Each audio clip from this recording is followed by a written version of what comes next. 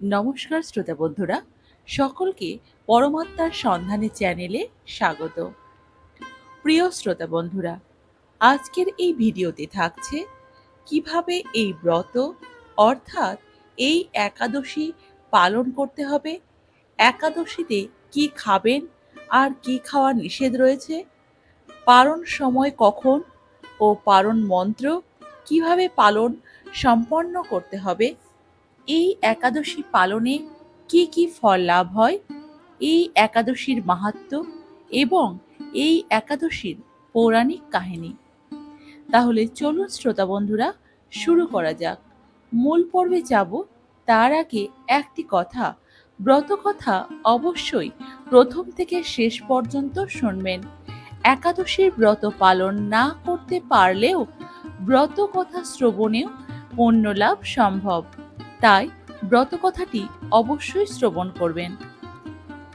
অপরা একাদশী হল সনাতন ধর্মের সবচেয়ে মহিমান্বিত একাদশীগুলোর মধ্যে একটি। এই ব্রত পালন করলে জীবনের সকল পাপ মোচন হয়, ভগবান বিষ্ণুর অশেষ কৃপা লাভ হয় এবং মোক্ষের পথ উন্মুক্ত হয়, এমনটাই উল্লেখ রয়েছে পদ্ম পুরাণ ও ব্রহ্মবৈবর্ত পুরাণে। এবছর অপরা একাদশী পড়েছে বুধবার 13ই মে 2026। এই বছর ব্রতটি পালিত হবে জ্যৈষ্ঠ মাসের কৃষ্ণপক্ষের একাদশী তিথিতে। ভারত ও বাংলাদেশের লক্ষ লক্ষ ভক্ত এই দিনে উপবাস রেখে ভগবান শ্রীহরির তথা ত্রিবিক্রম রূপের আরাধনা করেন। এই ভিডিওতে আপনারা জানতে পারবেন এই একাদশী তিথির সঠিক তারিখ, পালনের নির্দিষ্ট সময়, ব্রত পালনের ধাপে ধাপে বিধি, কি খাবেন ও কি খাবেন না, মাহাত্ম্য এবং আরও কিছু আপনাদের জিজ্ঞাসা। অপরা একাদশী 2026, সঠিক তারিখ ও তিথি সময়। হিন্দু চন্দ্রপঞ্জি অনুযায়ী প্রতি বছর জ্যৈষ্ঠ মাসের কৃষ্ণপক্ষের একাদশী তিথিতে অপরা একাদশী পালিত হয়। 2026 সালে তিথির সময় নিচে দেওয়া হলো। বিবরণ, সময় ও তারিখ। একাদশী তিথি শুরু হচ্ছে 12ই মে 2026 মঙ্গলবার বিকেল 3:22। একাদশী তিথি শেষ হচ্ছে 13ই মে 2026 বুধবার বিকেল 1:59। উপবাসের দিন বুধবার 13ই মে 2026।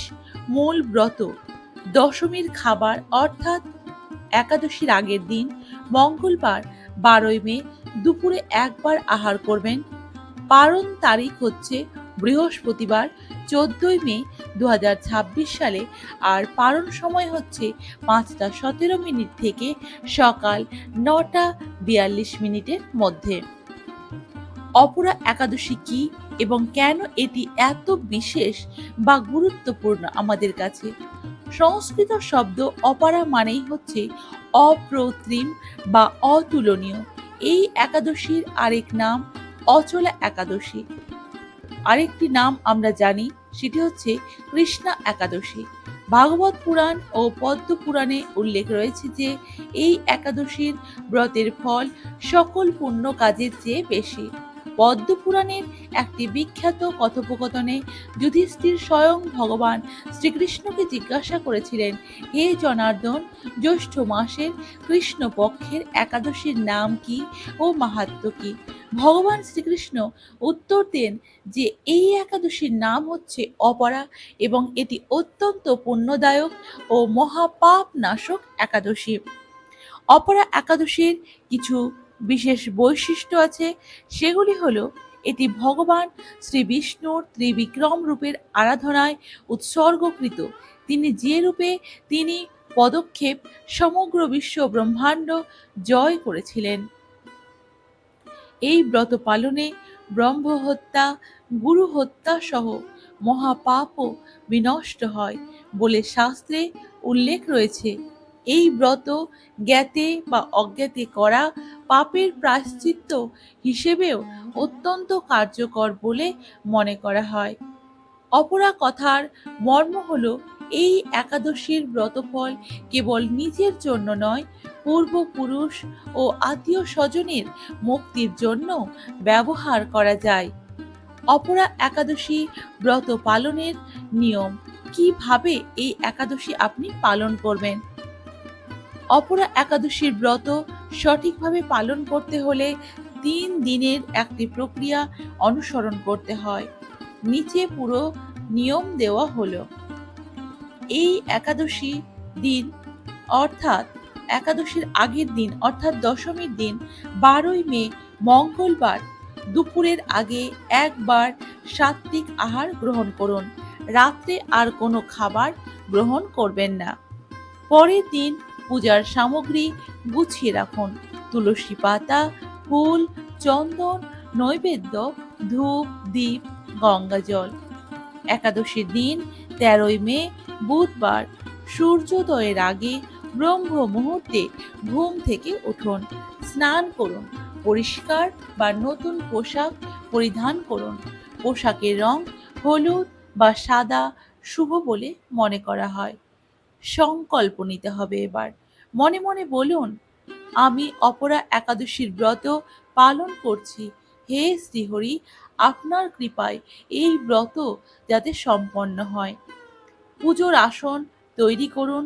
পূর্ব দিকে হলুদ কাপড় বিছিয়ে ভগবান বিষ্ণুর মূর্তি বা ছবি স্থাপন করুন। এখানে তুলসী পাতা অবশ্যই অর্পণ করবেন। ষোড়শ উপাচারে পুজো করুন। ফুল, চন্দন, দীপ, ধূপ, নৈবেদ্য অর্পণ করুন। বিষ্ণু সহস্রনাম বা ওং নমো ভগবতে বাসুদেবায় মন্ত্র জপ করুন। সারাদিন পারলে অপরা একাদশীর ব্রতকথা পাঠ করুন অথবা শ্রবণ করুন। সন্ধ্যায় পুনরায় আরতি করুন। সারাদিন উপবাস রাখুন। যারা নির্জলা রাখতে পারবেন না তারা শুধু দুধ, ফল বা ফলাহার গ্রহণ করতে পারেন। রাত্রে ভগবানের নাম সংকীর্তন করুন। রাত্রে ভগবানের নাম সংকীর্তন করুন এবং রাত্রি জাগরণ করুন। দ্বাদশীর দিনে 14ই মে বৃহস্পতিবার কি করবেন? নির্ধারিত সময়ের মধ্যে পারণ বা উপবাস ভঙ্গ করবেন। পারণের পূর্বে ভগবান বিষ্ণুর নাম নিন। যদি সম্ভব হয় একজন ব্রাহ্মণ বা সাধুকে প্রসাদ দিন ও দান করুন। এই দিনে দান করা বিশেষ পুণ্যদায়ক। পারণের সময় ঢাকা অর্থাৎ বাংলাদেশে হচ্ছে 14ই মে 2026 বৃহস্পতিবার ভোর অর্থাৎ সকাল 5:17 থেকে সকাল 9:42 মধ্যে এবং পশ্চিমবঙ্গ সকাল 5:16 থেকে 9:42 মধ্যে আপনাকে পারণ সম্পন্ন করতে হবে। এই একাদশী দিনে আপনি কি খাবেন ও কি খাবেন না এইটা একটু আলোচনা করা যাক। একাদশী ব্রতের খাদ্যবিধি সঠিকভাবে মেনে চলা অত্যন্ত গুরুত্বপূর্ণ। নিচে তার স্পষ্ট তালিকা দেওয়া হলো। খাওয়া যাবে ফলাহার, সব ধরনের তাজা ফল, দুধ ও দুগ্ধ জাতীয় যে কোনো খাদ্যদ্রব্য, শাক সবজি, আলু, কচু ইত্যাদি, সাবুদানা, সিঙ্গারার আটা, কুটো আটা, বাদাম ও শুকনো ফল, সন্ধব লবণ খাওয়া যাবে না। চাল ও যে কোনো খাওয়া যাবে। এবার কি খাওয়া যাবে না? চাল ও যে কোনো শস্যজাত খাবার, গম ও আটা ময়দার খাবার, ডাল ও বিন জাতীয় খাবার, পেঁয়াজ ও রসুন, তামসিক খাবার, মাংস, মাছ, ডিম, অ্যালকোহল ও তামাক, সাধারণ লবণ ও মশলাযুক্ত ভারী খাবার।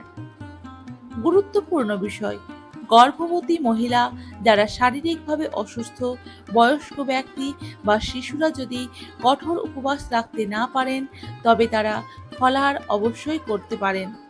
উপবাসের চেয়ে ভক্তি ও মনোযোগ অধিক গুরুত্বপূর্ণ। অপরা একাদশীর আধ্যাত্মিক মাহাত্ম্য। এই একাদশীর মাহাত্ম্য আলোচনা করা হচ্ছে। পদ্মপুরাণে শ্রীকৃষ্ণ বলেছেন, অপরা একাদশীর ব্রত পালনে যে পুণ্যফল পাওয়া যায় তা কাশী প্রয়াগের তীর্থযাত্রার চেয়েও বেশি।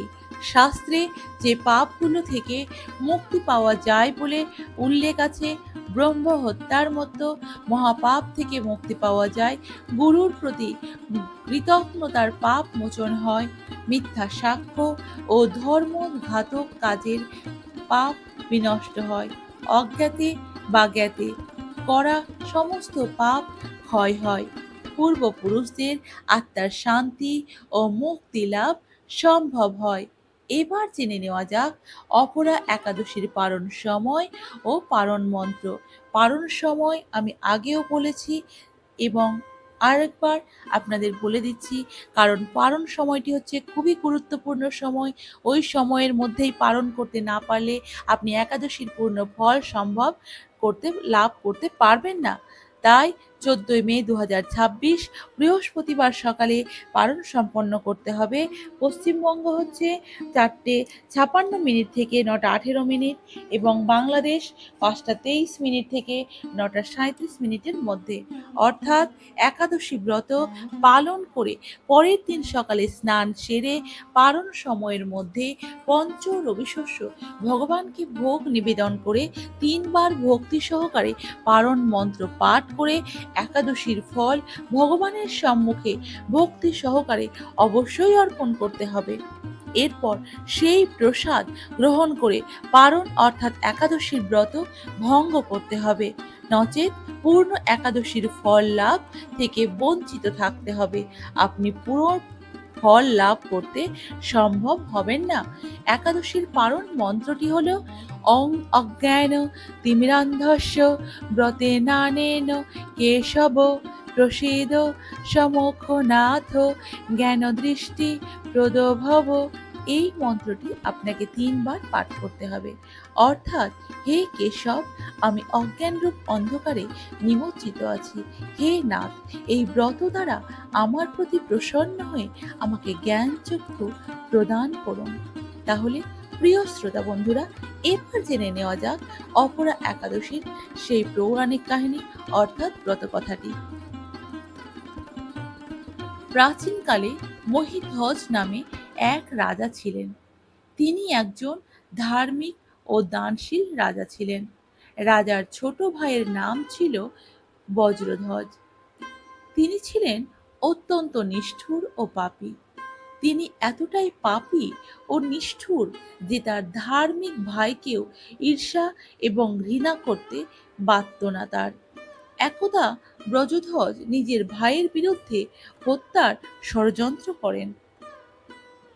তিনি তার ভাইকে হত্যা করে জঙ্গলে নিয়ে গিয়ে একটি অশ্বত্থ গাছের তলায় পুঁতে দেন। রাজা মহিধ্বজের অকাল মৃত্যু হওয়ায় প্রেত যোনিতে জন্ম হয়। তার প্রেতাত্মা রূপে সেই অশ্বত্থ গাছে বাস করতে শুরু করেন তিনি। সেখানে উৎপাত শুরু করে ওই রাজার প্রেতাত্মা। একদা সেই অশ্বত্থ গাছের সামনে থেকে ধৌম্য ঋষি যাচ্ছিলেন। তিনি সেই প্রেতাত্মাকে দেখে বুঝতে পারেন যে তার অকাল মৃত্যু হয়েছে। তখন সেই ঋষি প্রেতাত্মাকে গাছ থেকে নিচে নামান ও তাকে পরলোক বিদ্যা সম্পর্কে জানান। ঋষি ধৌম্য রাজার প্রেতাত্মাকে প্রেত যোনি থেকে মুক্তির জন্য নিজে একাদশী ব্রত পালন করেছিলেন। জ্যৈষ্ঠ কৃষ্ণপক্ষের একাদশী তিথিটি নিয়ম মেনে নারায়ণের পুজো করেন ওই ঋষি। তারপর বিষ্ণু তাকে আশীর্বাদ চাইতে বলেন। ঋষি বিষ্ণুর কাছ থেকে প্রেতাত্মাকে প্রেত যোনি থেকে মুক্তির আশীর্বাদ চান। ঋষি ধৌম্যের প্রার্থনায় সাড়া দিয়ে বিষ্ণু রাজা মহিধ্বজকে প্রেত যোনি থেকে মুক্ত করেন। এরপর রাজা দিব্য শরীর ধারণ করে ধৌম্য ঋষিকে প্রণাম করেন এবং পুষ্পক রথে চড়ে স্বর্গের উদ্দেশ্যে রওনা হন।